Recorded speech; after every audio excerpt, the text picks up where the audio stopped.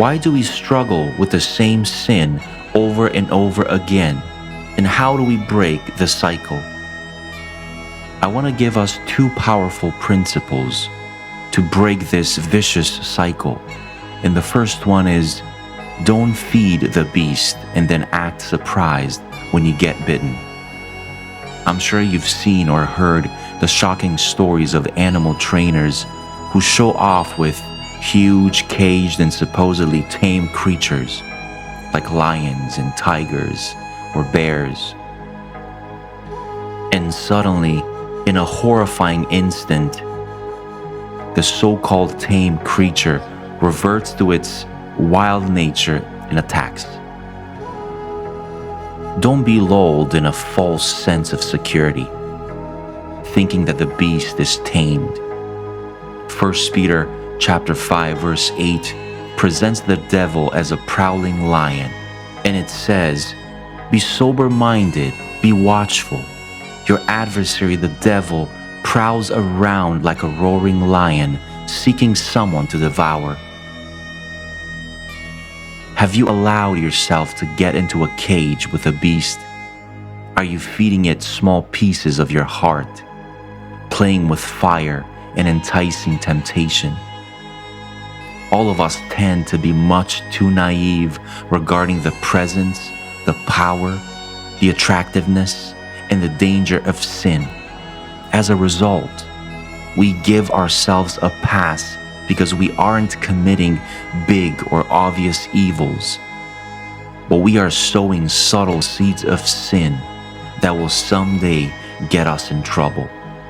The second principle that will help us break this vicious cycle is this: don't bandage the wounds without healing the disease. If you had oozing, infected sores on your body that continue to reappear, your doctor wouldn't be satisfied with putting ointment and bandages on them. Instead, a medical expert would know that there must be some infection or disease internally in your system. Christ pronounced woe to the Pharisees because they cleaned the outside of the cup without first addressing the inside. We see this in Matthew chapter 23, verses 25 and 26.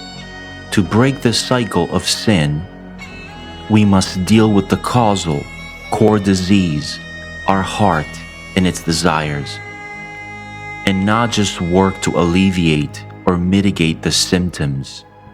Take Jeff, for example. He struggles with lashing out against his wife and children in anger. And so, to reduce the consequences and damage of his behavior, he delegates disciplinary situations with his children to his wife.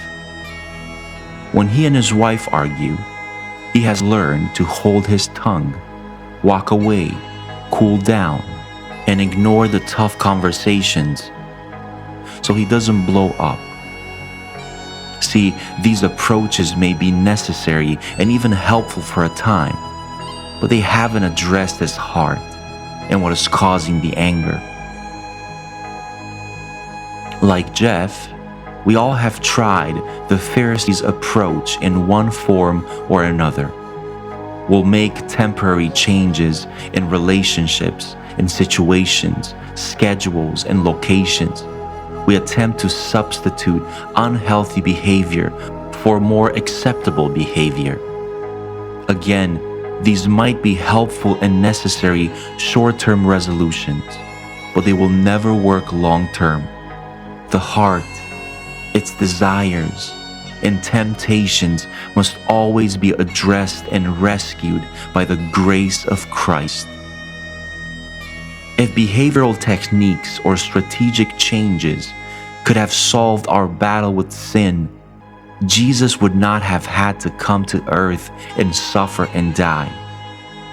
There's no other hope for fallen, sin-riddled humanity. Christ came not to bandage symptoms, but to cure our diseases. And this is our amazing promise if we are in Christ, that the power of sin is broken in our life, Our problem is that we don't believe this promise. So, the only cure is we need to spend more time with Jesus in the Word and prayer so that we believe this promise more and more. The more we spend quality time with Jesus, the more we believe the promise. And the more we believe the promise, the more we live like it.